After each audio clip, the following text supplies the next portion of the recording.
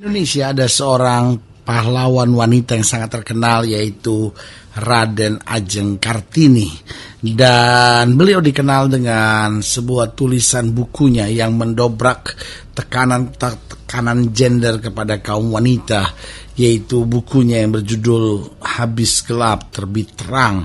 Nah, saudaraku yang kasih dalam Tuhan, bukankah kalimat ini sangat indah? Dari tidak ada harapan masuk pada pengharapan ketika wanita-wanita tertekan seperti dalam keadaan gelap, tidak boleh berpendidikan, tidak boleh tampil, tidak boleh bersekolah tinggi, tidak boleh maju di dalam masyarakat.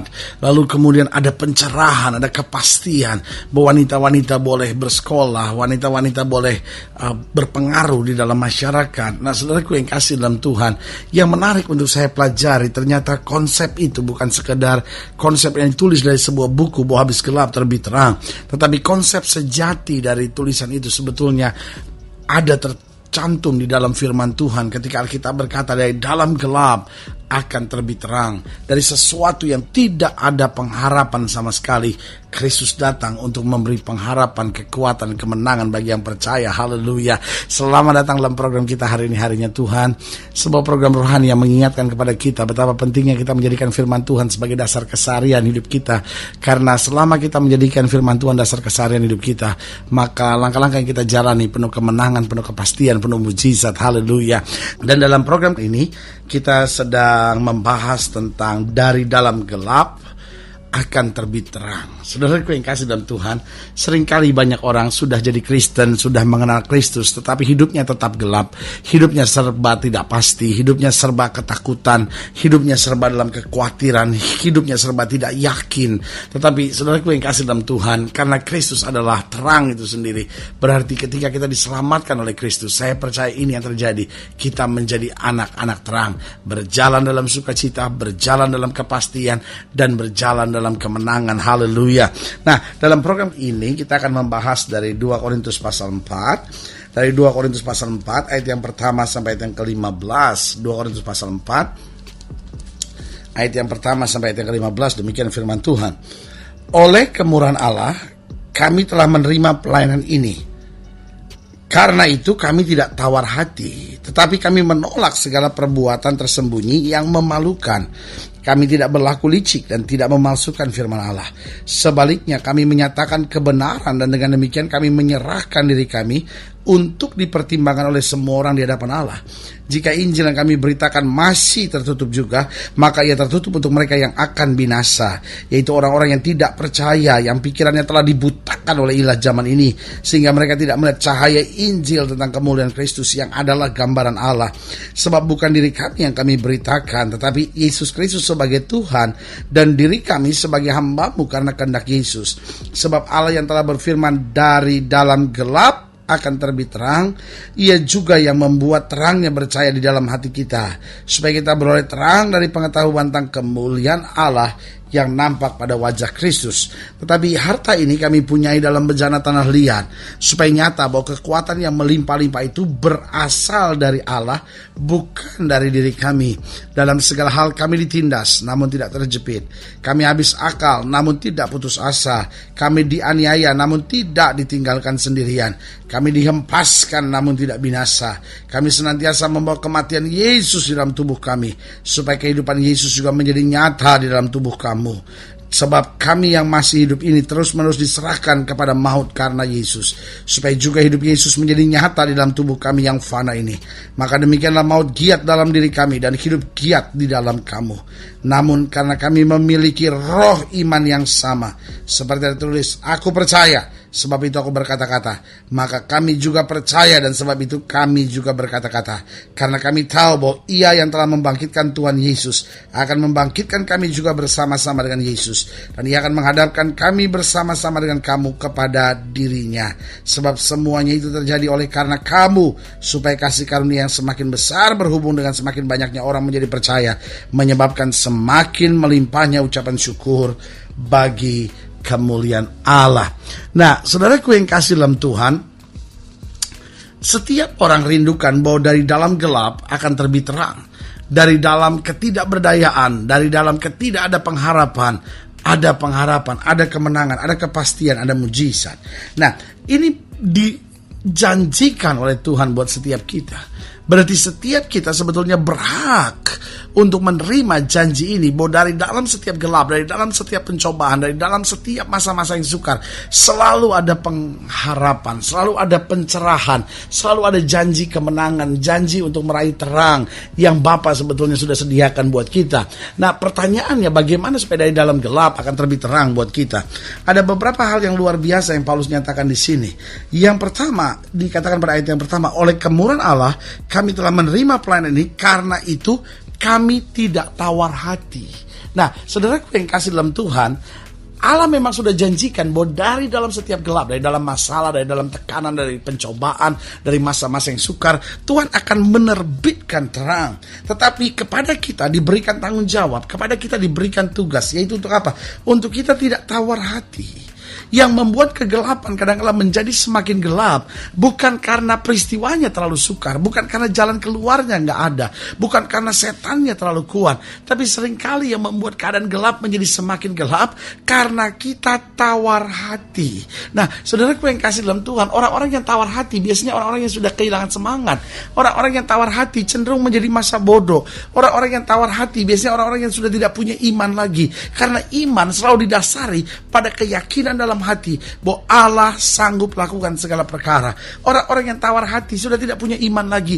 Orang-orang yang tawar hati selalu akan berkata begini, ya sudahlah, apa yang mau terjadi terjadilah. Sudahlah, saya udah gak mau tahu deh, situasinya udah terlalu buruk, udah deh, saya udah gak mau ikut campur deh. Nah, semuanya itu ciri-ciri orang yang tawar hati. Tapi orang-orang yang punya iman akan teguh berdiri dan berkata, situasi boleh tidak menjamin, tetapi Allah yang menjamin adalah Allah yang tidak pernah mengecewakan. Haleluya. Jadi bagaimana supaya janji Allah digenapi dalam hidup kita, bahwa dari dalam gelap akan terbit terang bagi orang benar. Yang pertama yaitu jika kita tidak tawar hati. Yang kedua, coba lihat ayat yang kedua, dikatakan apa di situ? Tetapi kami menolak segala perbuatan tersembunyi yang memalukan. Kami tidak berlaku licik dan tidak memalsukan firman Allah. Sebaliknya kami menyatakan kebenaran, dan dengan demikian kami menyerahkan diri kami itu dipertimbangkan oleh semua orang di hadapan Allah. Perhatikan kalimat ini. Paulus mau jelaskan bahwa kami terbuka kok, kami menyatakan kebenaran, kami menyerahkan diri untuk dipertimbangkan oleh siapapun. Tapi ayat yang kedua Paulus bilang, tetapi kami menolak segala perbuatan tersembunyi yang memalukan. Segala perbuatan tersembunyi yang memalukan. Berarti yang kedua, bagaimana supaya dari dalam gelap akan terbit terang, yaitu kita perlu menolak segala perbuatan tersembunyi yang memalukan. Atau dengan lain kata, sebuah kemunafikan. Antara depannya sama belakangnya beda, antara dalam sama luarnya beda. Ada banyak orang luarnya kelihatan bersih, tapi dalamnya penuh dengan tulang belulang yang busuk. Nah, ini yang disebut orang-orang fasik. Ini yang disebut orang-orang munafik. Orang-orang yang perbuatannya tersembunyi tetapi memalukan. Ada banyak suami-suami yang berbuat sesuatu sembunyi-sembunyi sama istrinya. Ada istri-istri yang berbuat sesuatu sembunyi-sembunyi sama suaminya. Ada suami-suami yang nolong keluarganya sembunyi-sembunyi dari istrinya. Ada istri-istri yang menolong keluarganya sembunyi-sembunyi dari suaminya.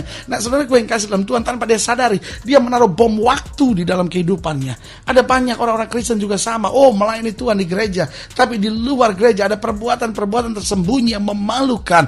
Nah, ada orang anak-anak muda yang pacaran dengan perbuatan-perbuatan tersembunyi yang memalukan. Sebagai hamba Allah, kembali saya mau ingatkan buat saudara, hidup Kristen hidup yang dapat dibaca oleh semua orang. Hidup Kristen adalah hidup yang dapat dinilai oleh semua orang. Tidak ada simpanan-simpanan perbuatan tersembunyi yang memalukan. Jadi sekali lagi sebagai hamba Allah, saya mau ingatkan bagaimana supaya dari dalam gelap akan terbit terang.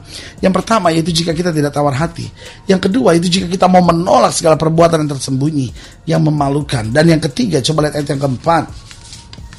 Di ayat yang keempat dikatakan apa di situ?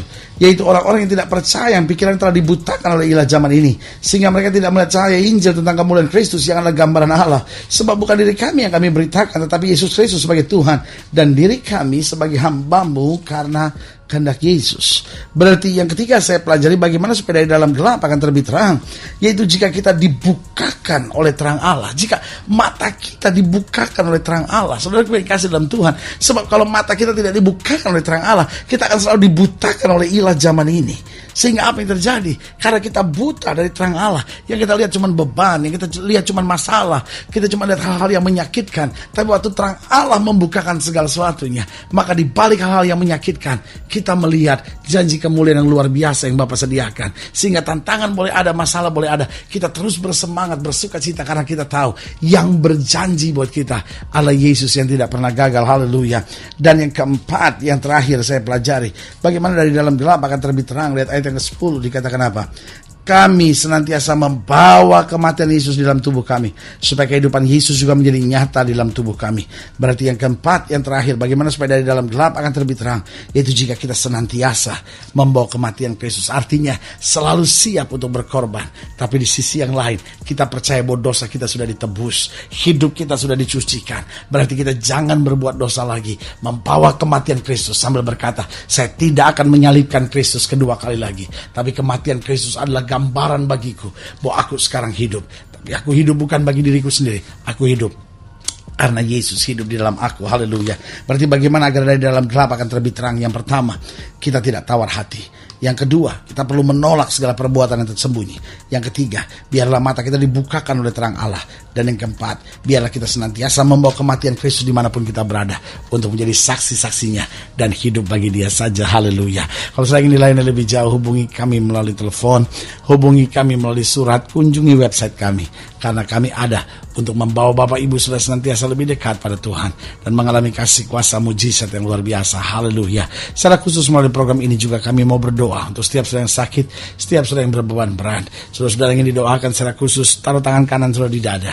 Dan saya mau berdoa untuk setiap saudara. Bapa, dalam nama Yesus, hamba doa buat yang sakit, hamba doa buat yang berbeban berat, hamba doa buat setiap mereka yang sedang menghadapi masa-masa yang sukar. Karena kami percaya bahwa bagi Allah tidak ada perkara yang mustahil. Bapa, hamba berdoa di dalam nama Yesus, bahkan mereka yang sedang merasa gelap rumah tangganya, masa mudanya, ekonominya, Bapak, kami doakan dalam nama Yesus ada pemulihan yang luar biasa, sehingga mereka boleh mengalami kasih setiamu yang luar biasa. Di dalam nama Yesus kami berdoa. Haleluya. Amin.